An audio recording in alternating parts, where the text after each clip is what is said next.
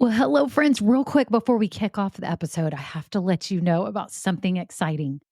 I am seriously considering having an upgraded version of this podcast where you get bonus episodes and exclusive content. But here's the deal, I'm trying to decide what that content and those episodes should be. I do have some ideas, and I was wondering if you could vote really quick and tell me what you think about what would entice you, what would be interesting to you to get as bonus episodes on this podcast. For example, deeper dives into topics.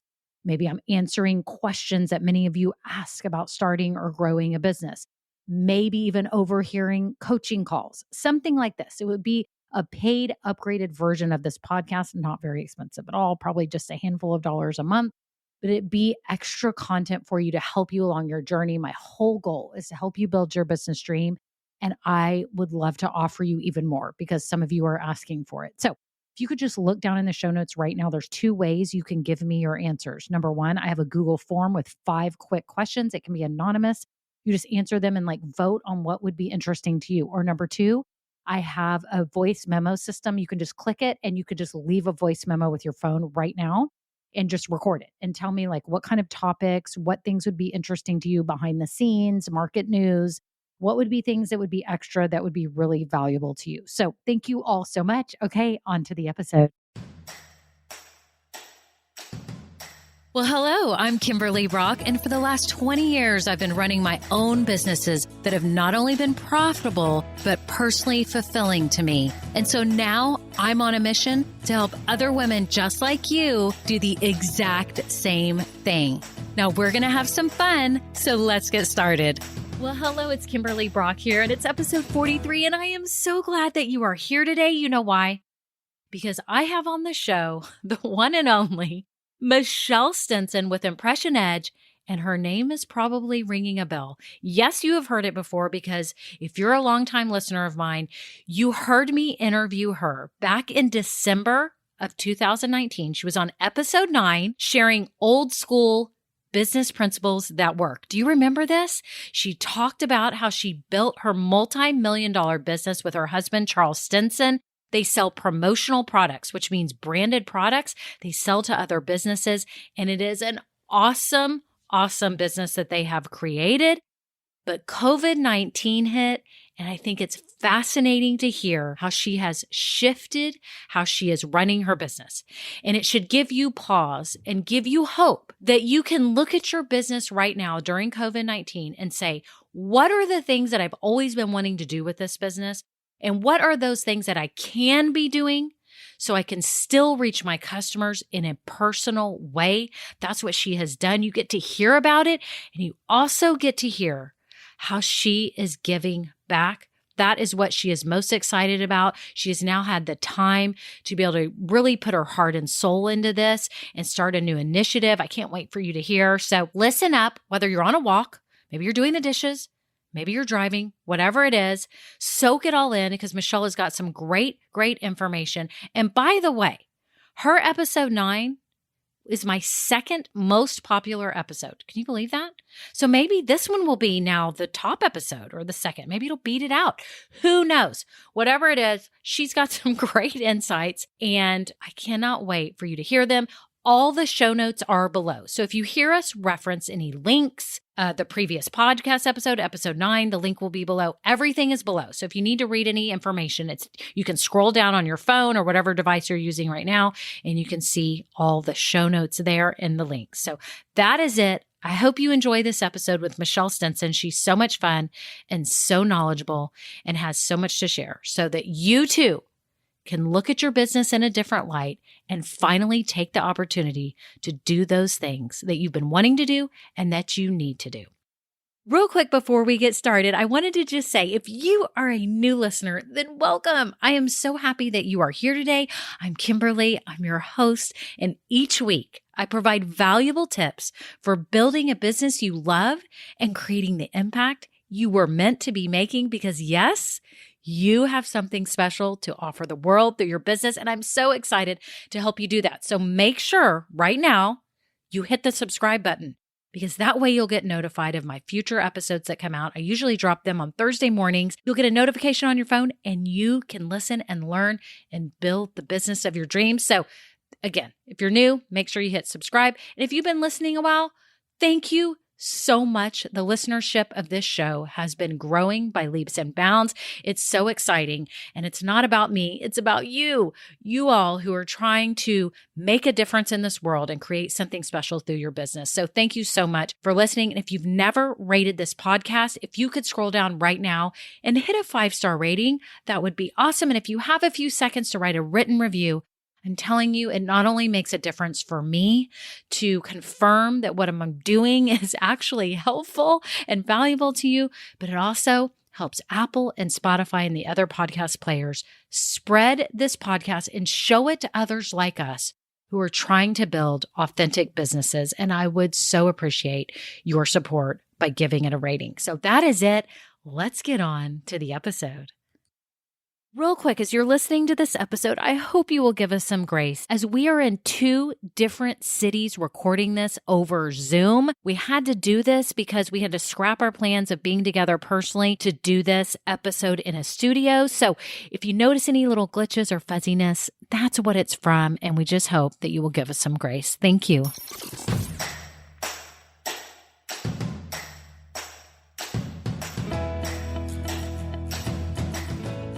Well, hello. I'm so excited, everyone, to have Michelle Stinson back on the show. As you know, she was my guest back in December of 2019 on episode 9, sharing about her old school principles that have helped her build such a successful business. Yes, she runs a multi-million-dollar business from Austin, Texas. Michelle, I'm so happy that you're back. I'm so happy to be back. I mean, last time we talked, the world was fine. Now we're talking and it's COVID-19. What just happened to all of us? I don't know. It's already August. And when we talked, it was just such a great conversation about business and how I built it. And to think that 2-3 months later, the world was about to face the biggest challenge we can ever imagine of our lifetime, I think. Right. And who would have thought, right? Because how the economic impact of this on businesses has been so big. And so to think that I was talking about my business and how it's grown year after year and just looking on 2020, thinking it was going to go on that same trajectory. Thank you. That's a big word, big word. And so, who would have thought? So, I think it's really interesting to circle back and say, wow, if you listen to that podcast in that episode and to come back and say, wow, what if we had to do differently? Because I had a lot of great things I thought we both did that would help people starting their business. And honestly, I was probably a little old fashioned, to be honest with you. I wasn't doing a lot of social media. I was busy working directly with clients on a regular basis where that was my central focal point. And, there are a lot of things I wasn't doing. And suddenly the pandemic hit and boy, wow, life changed in 2 days for all of us, with businesses shutting down. Right. So when it started happening, as you talked about in episode 9, that a lot of your business is referral based and it's very personal and hands-on, and people visited your physical location in Lakeway, Texas. And you also were there at their locations, traveling a lot and visiting them. It was just that personal hands-on touch that I think made you so successful. But when this happened, what did you and your company decide to do? How did you handle it? We just would love to get some insights on how you've shifted, because as we know, everyone has shifted. Whether you were a yoga teacher in class, now you're teaching yoga online, or you had, you sold products in a physical store, you're now selling them online. So I would just love to share with everyone what you've done, because you've done some amazing things over the past months. I mean, I hope everyone really listens up and pays attention, because you've really made a lot of progress coming into this new way of selling and growing your business. So when everything kind of started happening and businesses started shutting down, including us having to work from home, that was a real shift initially. So having to have our team leave our office, which has a beautiful showroom and a lot of space, warehouse space, and, having to move home, literally, here in Austin, things shut down for quite some time. And so we literally were, I work with my husband. That's the way that came up in the last Right. podcast, kind of like that's still a whole nother podcast, but, how to work with your spouse. But so, we were at home going, what are we doing? Like, we're not at the Right. office. We're all working normally 12, 14. There were some days I, worked 14 hours a day, and that's just the way it was. I'm not joking, even longer. And so him too. And so we were at home just kind of like having to step back and say, okay, this is a very strange feeling. And it's no different than what a lot of people have felt on the personal forefront of their life. Like, things are still, things aren't moving. What do you do now? And so during this 2-week period, it was at least 2 weeks where we were really confined to our home, Right. at least, we really had the opportunity together as a couple and also as business partners to take the time to talk about some of the things we wanted to accomplish that we just hadn't had the time to accomplish for years and years and years, knowing that many of our clients had literally shut down. I mean, some of them were casino clients that, they're still not open. And so, this was a huge reality check from us. So I think about our podcast and how joyful it was, and about growth, and how, like, 3 months later, how we were faced with even literally just things just stopping. And it was very, Right. very scary. But at the same time, we had an opportunity to sit back and kind of really focus on some things that we needed to accomplish and wanted to accomplish over the next few months. And here we are in August. It's just so weird to think that you have all these customers and then now you have to go through some of them closing their doors, and you love them dearly, I know, because you've built your business upon relationships.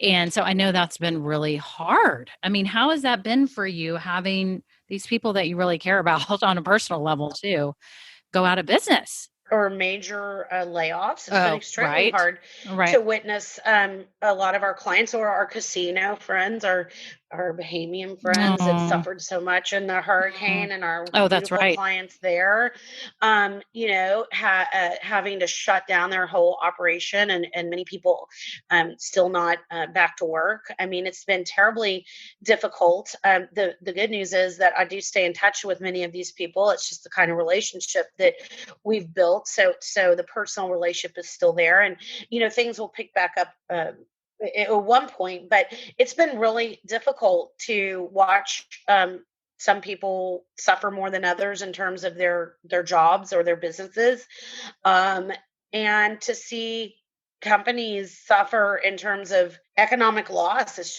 just huge. It's so sad and so hard, and everyone's having to shift and adjust. And what was like the first thing that you and Charles decided that you were going to do to shift, to try to pivot here so you could still, let customers see products and all that, since they couldn't come to your store anymore? What was the first thing you decided that you all would do? The first few weeks, when we were all, still kind of working from home, people were still isolated, and they still are to some degree, but like really isolated, where the city shut down. At that point, we really started focusing on the technology backbone of our business, because in December we had talked about, maybe, if I remember correctly, briefly, I'd mentioned that we'd been working like over a year with this new technology platform, which would allow people to order online, check their orders, go in and order from a select signature collection that is made up of products that are in stock and available. And so, we first started focusing on that because that was kind of put on the many times, like, we were behind schedule on that. So the first thing we did is started working on building our technology platform, and realizing that we weren't going to give up. I mean, we just, yes, it's difficult, but we were just like, we're going to keep moving forward. And so that was one of the big things that we really were able to focus on and make happen, with changes to our website, adding a customer portal, adding, it's so funny, if you've listened to anyone that's listened to the first podcast, I was like, we don't have an online shop. No, people don't order That's online. right. That's right. I mean, You yeah, weren't yeah. And I was online like, at that time. we were serious, old school. Right? Right. I mean, And so we could have increased that, or what is the word? Maybe sped up that process to Right. have some Right. kind of But still, you online. didn't have And to.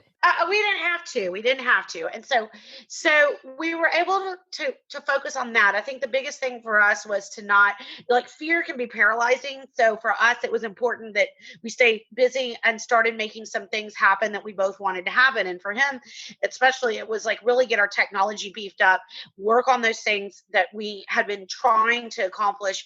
And so for the first 2, 3 weeks, 4 weeks, we were just, nonstop working on, getting things moving, making sure we were up and able to work with people virtually. People could order online if they wanted to, where in the past they couldn't. We have a select group of products now with a little a shop that's on our website that you can access if you want to shop online. So that's been an added feature for us, and then making things easier for the technical age, if you will, because for so long we just, our systems were, I won't say they were archaic. It's just that, we really hadn't invested in as much in technology. So Right. that was a big focus. The other thing that was a focus for us, which is something I talked about in the first podcast, was I don't want to make light of a really bad situation in this pandemic, but I think it's really interesting that I was talking about not having to do email marketing, not having to do social media. And honestly, we never did. And it's something that we weren't getting or business that way. I am not kidding when I say our business for 16 years was built by referral, by referral, by referral, by referral. I mean, but there were some things missing, like the technical component and giving people an opportunity to order online. So we've really mastered that in the last 3 or 4 months. But also, oh my gosh, I'm proud to say we actually do email blasts now. Can you believe I'm saying that, Oh Kimberly? my gosh. No. So, I mean, that's amazing. So you got the online store and you got the virtual showroom, and then you started also working on like a big it sounds like a new marketing initiative. Yeah, we just didn't take the time. And I think that was probably a mistake, now that I'm looking back. But yeah, no, we send email blasts out almost once a week. It's something we never did. I know our clients, as they're coming back to work, they really enjoy it. We've gotten great feedback for that. And I'm like, what? Why did we not do that before? It's not that hard. And so, that's lesson here. Like, we'll go back to some lessons here. Okay, everyone starting a new business, make sure you have your email blast ready. I actually just did an episode on that. I know How you to did. get your email list started. It's crucial. You've got to keep it going. And you're right. Once, I think if you were never in it for so long, you didn't see it, it doesn't have to be that time consuming. And not that you would, but you can't, that's something you can get someone to help, like a virtual assistant or assistant can help too with that. And if you really don't have the time personally to do it, but like y'all have the time now because it's COVID and you're like, okay, let's start marketing, because you see it as a way to communicate. You're not pushing products and banging their heads with a pan over their head going, you need to buy my products. It's more about, hey, here we are. This is what we're doing. And I know you're going to get into more about what you've probably been sharing on email. That's exciting.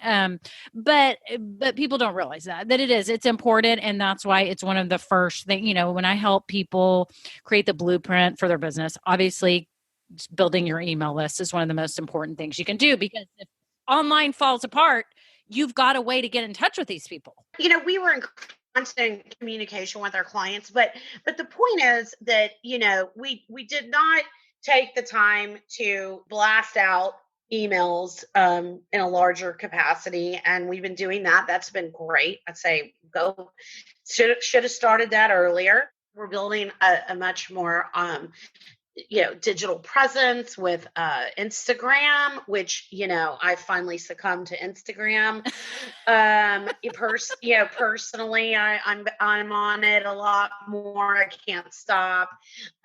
And so getting on Instagram, and it's actually a lot of fun. And like I'm using Instagram more of a tool so that if I'm on the phone with somebody, I can say like, hey, Kimberly, oh, you said you were interested in hats. Oh my gosh, let me take you to this virtual showcase that we did. It's in this highlight called Virtual Showcase. Go take a look. You go to Instagram, you see a little highlight. So I'm on the phone with you. I'm trying to sell you hats, or you're interested in hats, or you're interested in something. And so we're building actually a library of content so that we can actually use it as a selling tool. And I love it because it's fun to do those stories. And when you do those stories, you can put them in highlights. And that's become a great thing. I think this is an amazing point for everyone listening. If you've been scared about Instagram, or you have, felt uncomfortable with it, like it's just this narcissistic way of promoting you or your business, there are other ways that it is so useful. And that's good for me to hear too, because I'll be honest, I've talked about this before. I've had a hard time with social media because I feel like I'm just like self-promoting, or like, or it doesn't feel natural sometimes. I love this idea of that when you're talking to people, use it as a tool to showcase products, and Yeah. you can go to them and look at them, and it's a tool and not just like, again, overly selling people every day and pounding them with your quotes and your images of your products. Yeah, and that's been a lot of fun because, I've gone from like not doing Instagram at all. And I'm in with you, it's sometimes uncomfortable, but what I have found is I find it if you can if one thing that I've tried to do is to add content that tells people about who our team is. We have some amazing people on our team. And your intern. If anyone doesn't follow, okay, I have to announce at Impression Edge. If you don't want to follow him, you have to see their intern, Nick Grandinetti. Oh my gosh, he's your dad. Let's just tell the world. Yeah, he's my dad, and he's he'll be mad for me telling his age, but he's over 80. Okay, under 90. Under 90, over 80. And he is a former executive. He oh my gosh, so we call him the intern, obviously, because he of Robert De Niro. Shout out to Robert De Niro. Come on, we need you to listen to this podcast. But and my dad's Italian. Hello, I'm Italian. And so he's always been kind of involved in the business, but he had I don't think he'll mind me telling this story real quick, but he had quintuple bypass suddenly a little over a year ago. And so a few months later, he had to like basically learn, to move and walk again. And, he wanted to get back to work and moving. And so I was like, okay, you can come, work for us. We called him the intern. And man, he is a great intern. He works hard. Him. He does fulfillment projects for us. Oh. He's amazing. But it's funny because anytime I post anything about the intern, it's the biggest, he gets the biggest likes. Okay. he and our dog Frankie, who's at work. So I trying to communicate the people behind the company, yes, and what builds that passion that allowed us to create relationships with clients. How do you cultivate and portray that in Instagram is something that I'm really trying to do. And I think by building and highlighting your team, but in an honest, sincere way. Like yes. For me, I believe if you speak from the heart and you show your heart, you put your heart on your sleeve and you show things that, yes, they could be product based, but that's what I'm trying to do with Instagram. So you can tell I'm excited about it. So in December, not so much about it. Not so much. And now August jazz hands. Hands. Yeah, we're like jumping in the air. Like, give me some content. Let's do it. I'm always taking pictures now. And like today, Wednesday's National Vinyl Day. Charles is an avid. In 1980, we're 80s children. So we all know what a record is. And so he happens to have some very, very treasured ones hanging in his office. So I was taking behind the scenes video today of him with his vinyls. And he's like, what are you doing? I'm like, it's National Vinyl Day on Wednesday. It's National Vinyl Day? Record Day. Vinyl Record Day. I'm thinking vinyl, like on vinyl cups, like vinyl you cut. No, National Vinyl Record Day. Who knew? So that has been my goal. I do not believe that I'm going to find all the best, the right clients from Instagram and Facebook. What I want to do, and especially because we can't do it in person now, is say, how can I show that love and the warmth of who we are as a company through these digital means? And yes, if we get clients from it, fantastic. But even so, saying, I love being able to go like, oh, why don't you go to our Instagram page and look at this information? And we're still growing that. And of course, Frankie, the door guy, he's our boxer dog that's always at the door, and he's pretty popular. But and then integrate information about promotional products and the products we do. So the last thing I'm really excited about that was really been important to me is how do as a company give back and do something for others. I think that that's something we all want to do as a business. And every year I would participate in different programs, or I was a sponsor for Susan G. Komen or various things. But as the pandemic was progressing and it became evident that we were all going to be faced with wearing masks, and companies were going to be faced with all of these challenges, our business also shifted into personal protective equipment. And we sell custom face masks, and oh my gosh, you name it now, we sell different things that can be branded or unbranded in terms of products to support being safe in this pandemic. But for me, I didn't want to just sell, for example, face masks. I wanted to find an entity or an organization that I could really focus on giving back to, and in this time where I knew that we would be having to kind of shift and groove in what we were selling, and what could I do to give a portion of that back. So I chose the Livestrong Foundation, and I'm really excited about this because, if you listen to the first podcast, I talked about how my business started back when the yellow bracelet started, and that became kind of a trend. And I happened to sell not the Livestrong bracelet, but the similar bracelets that everybody wanted. And I sold a lot of those as a promotional product, and thousands of them. And, it's funny that I talked about Livestrong because honestly, who would have predicted that here we are months later, and, I have a partnership with them that we're really excited about. And what we've done is we've created a program called Mask Warrior, and it's maskwarrior.com, and you can also access that from impressionedge.com. But what we've done is we've created some designs, and we're going to keep creating more designs, and we are giving a portion back to Livestrong, $1 per mask. And my goal when I started was to that I have a vision, okay, a vision board. I want to donate $1 million to Livestrong. Oh, that's my vision. That's so and amazing, Michelle. I know. Now, that means I got to sell vision. You got to hustle. At least I got to sell a lot of masks. But and so for me, it's not just Livestrong. It's what they're doing for people with cancer. And the more I've learned about what they've done. They've gone through a lot of shifts. They're what they've done for cancer is amazing. They're not the same Livestrong they were many years ago. We won't go into that too much, but they've done a ton for cancer, and they have some really amazing programs. And so it's become extremely passionate for me.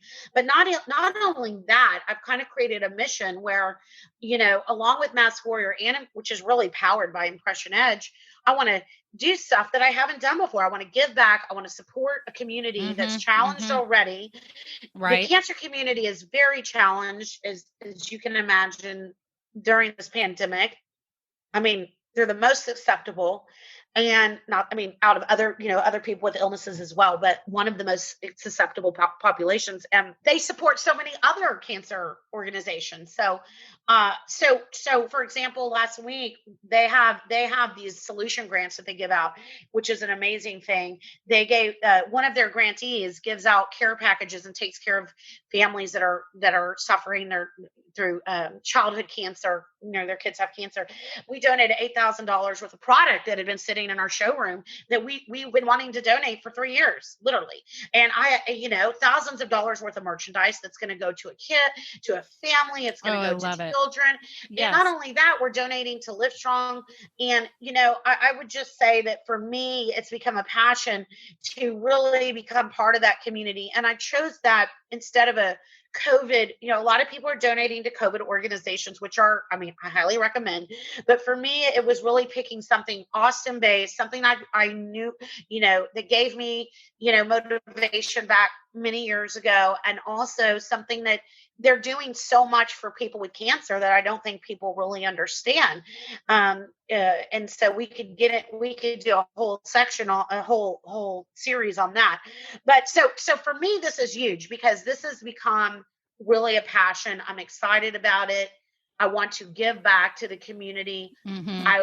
If I am really in a year, if I have a big check that shows that I have donated $1 million to Livestrong, yes, my vision, right? A big, so oversized amazing check. That means that our business, we've supported USA manufacturing because these masks are being manufactured in the US. That was really important for me. That means that we've created revenue in the U.S. economy. We've created revenue for our company. But so it's, I believe if you have the vision, you can make it happen. I'm still trying to kind of move and groove. And, we started at the end of May. So we're making some progress. But I'm not,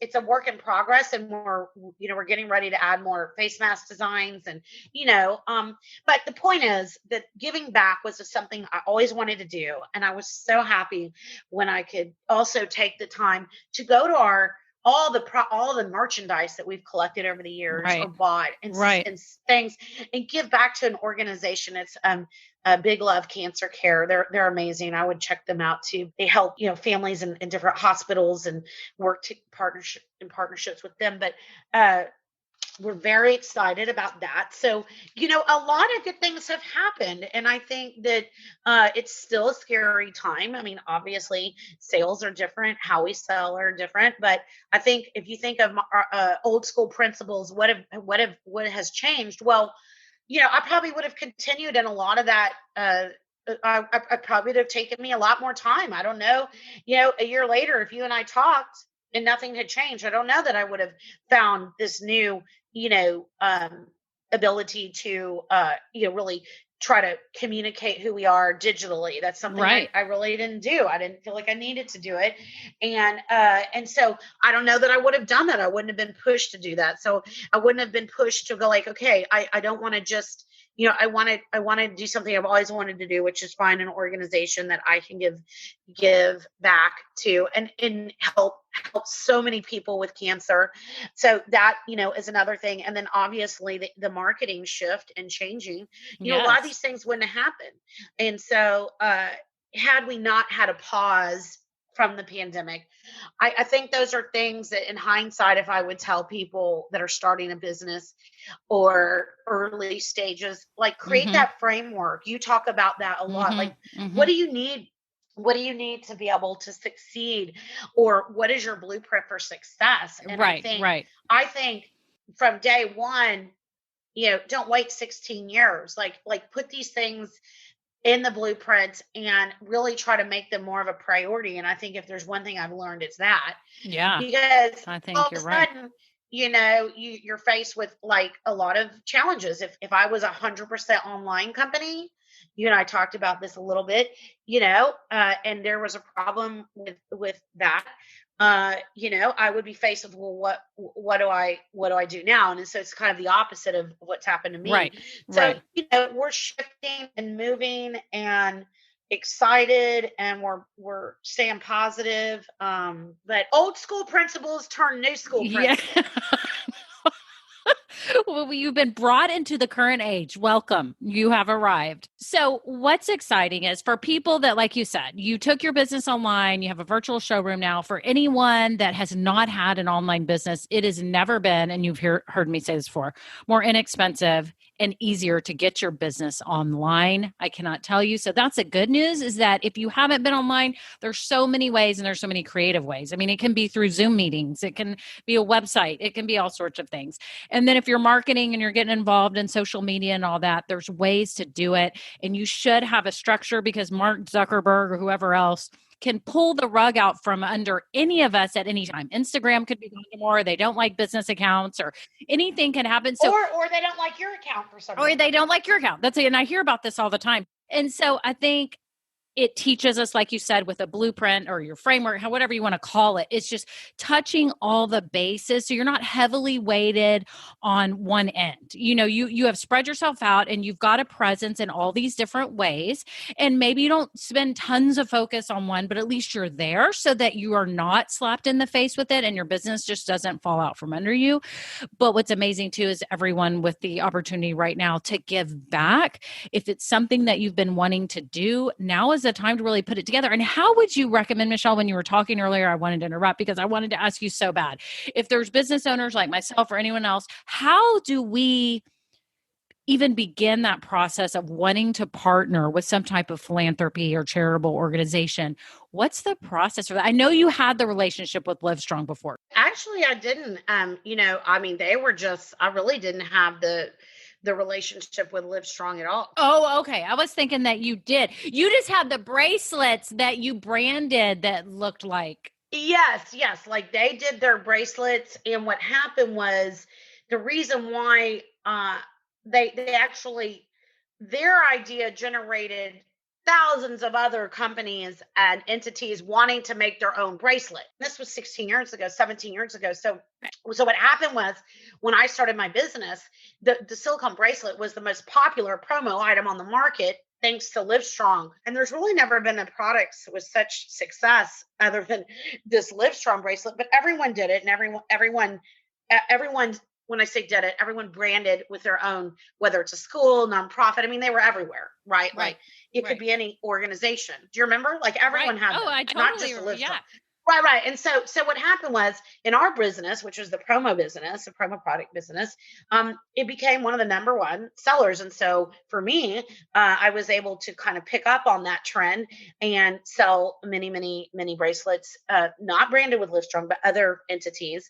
And it became, a hot product that I sold thousands of in the early stages of our business. So fast forward, I do have a connection with them now. It was somebody that I respect greatly who had recently moved to Livestrong from another nonprofit. And, I approached her and said, hey, listen, I'm putting the feelers out there. I'm interested in finding an organization that I can partner with, especially at this time where I know we're going to be having to sell face masks, and I just don't want to sell face masks. I want there to be a reason for me to, beyond just selling them. I want to do something good, and I've been wanting to find the right partner, and that's how that discussion started. So It could be someone, it could be, and they were on my forefront always just because, I know what they do for cancer, and I've even learned so much more about how their programs have really helped others. So I think the first step is to figure out, what area of interest might you have if you're going to help some other organization.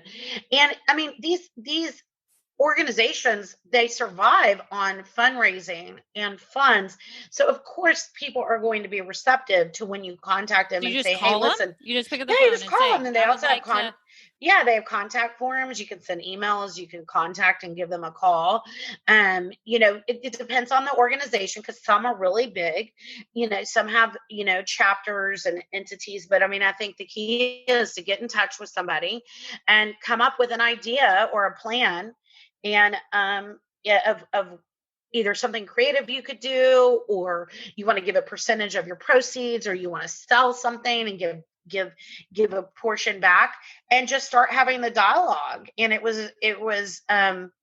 was one of many that started, the process with Livestrong, where we decided, this was the right fit on both sides. Right. And, we're kind of in it for the long haul, and, we're going to expand on our product offerings, where we donate a percentage of certain products to Livestrong.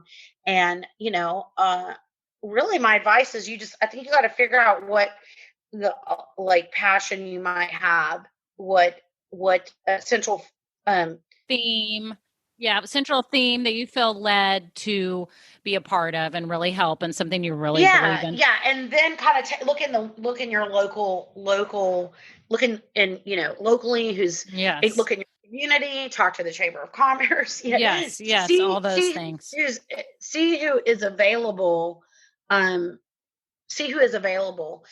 in your area. And I think it's really important. I think when we're busy, not just professionally but personally, it's really easy to let that go to a side, and so to the side. And I think that it's brought me so much joy, just be knowing that, like, I can help others, and the more we're doing it, the more passionate I become about it. It doesn't even mean you have to give a lot. You could give $500 a year. You could donate Right. extra product. You could donate your time. You could volunteer. So those are the things that in this pandemic, and you hear people personally and who have grown, who have learned all these things. Look, don't get me wrong. It's been hard. It's hard. It's still hard. People are suffering tremendously. Right. They're suffering. We've all been impacted. We probably all have family members or know people that have COVID or had it. It's a very difficult time. But what can we do to help others? I think also gets you out of yourself. And for us as a company, it gives us a mission. It gives our team a mission. Yes. And it gives us focus. And at the same time, we're going to help so many people. No, I agree. I think it's so wonderful, Michelle, that you have this vision and you're working toward it. I think it's awesome.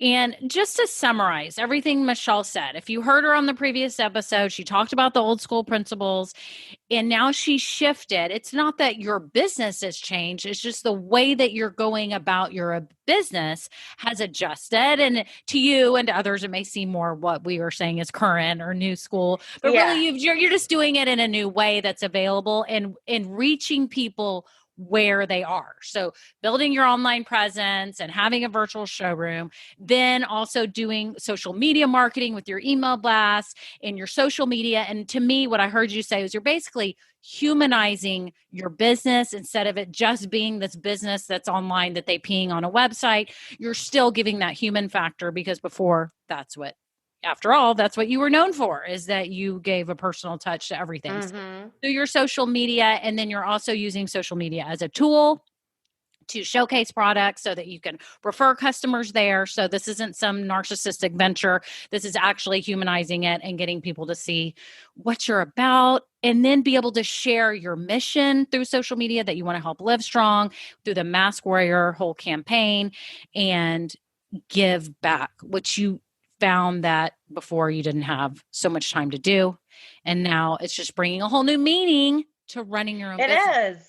It is. It's giving a whole new meaning and a mission for everyone involved. I think it's so wonderful, Michelle. And what I really appreciated about you today was just opening up and being vulnerable and not saying, oh, my business is amazing and everything's going great. You're like, this is the reality. There's some things we've done right, some things we could have done better, and now we're refocusing. Yeah. And that's what it's all about for everyone listening. If your business has been struggling, or it was in a certain mode where it was all personal services and now you're shifting, look at it as an opportunity to really assess and step back and say, what are the things I want to accomplish with this business? And is there also ways that I can give back? So it's going to make it such a less selfish venture and more into helping the world and, create the impact you were meant to make. That's what I always say, because I want people able to do that. Yes. And Michelle, you're creating so much impact and you're doing so many good things. And I know your customers love you, and it's so hard to see some of them have to go or to have to go through layoffs, but it's going to get better. It is. For all of us in years, we will look back, and like my dad says, we will look back, nervously laugh, and change the subject, because we will not want to talk about COVID ever again after this, I am sure, right? We will want to move on, and but it's just going to be part of our story, and we're all in this together, just trying to make it through. So, well, Michelle, best wishes to you. And if anyone wants to follow you, social media is at Impression Edge on both Facebook and Instagram. Instagram is at impression_edge. Okay. And I'll put the links below. So if any of you want to follow, you can click. Yeah. And you can just, but it's maskwarrior.com if anyone's interested in looking at that initiative, benefiting Live Strong. But we're real excited And I really appreciate it, Kimberly. You're doing an amazing job, and you really are helping so many people with their businesses. And it's a tough time, and having people out there like you to help others kind of navigate through these difficult times. And thank you so much for letting me be a part of that. Yes, It's fantastic. I'm so honored. It was so much fun. Well, thank you, Michelle. And then maybe we'll have to follow up again in like a year, and maybe we'll get to say COVID is gone. I hope. Who knows? What are we going to say? I don't know. We'll see. Well, or maybe we'll have the intern. Maybe I think we should. Intern. Oh my gosh, the intern needs to be on. Yeah, he'll give you all kinds of old school principles. I mean, how much time do you have? Days and hours. He'll probably be the most popular, episode of all. Yes, then I'll be on the top of Apple Podcasts because of the intern. That's it. We're bringing him in. Pick a topic, any topic. Well, have a wonderful day. Thank you, Michelle. Okay. Thank you. Okay, bye. Bye. Oh, that episode was so much fun. And I just learned so much from Michelle every time I talk to her. I hope you feel that way too. Real quick before we go, I wanted to remind you, if you are a female and you are building a business, come join my private Facebook group. Yes, I have a private Facebook group. Scroll down right now. You can click the link. You'll just have to answer a couple of questions real quick about your business. And then I can let you in on the group. And yes, I'm in there weekly. There's other women who are building businesses in the best way they know how and trying to learn more from others too. And we would love for you to be a part of our group. After all, we need each other to build our businesses. We cannot go at this alone. So thank you all so much for listening today. Again, I hope you enjoyed it. All the links are down below. You can join the Facebook group, get information on Impression Edge, and any of the notes from the show that you may have missed. You can see them down there. Thank you all so much and have a wonderful day. Bye now. Now, this episode may be over, but our relationship does not have to end here. Head on over to KimberlyBrock.com. And yes, you can get more valuable information for your journey. And you know what? You don't need to go through this alone. I would love to help you. Thank you so much and have a great day. Bye.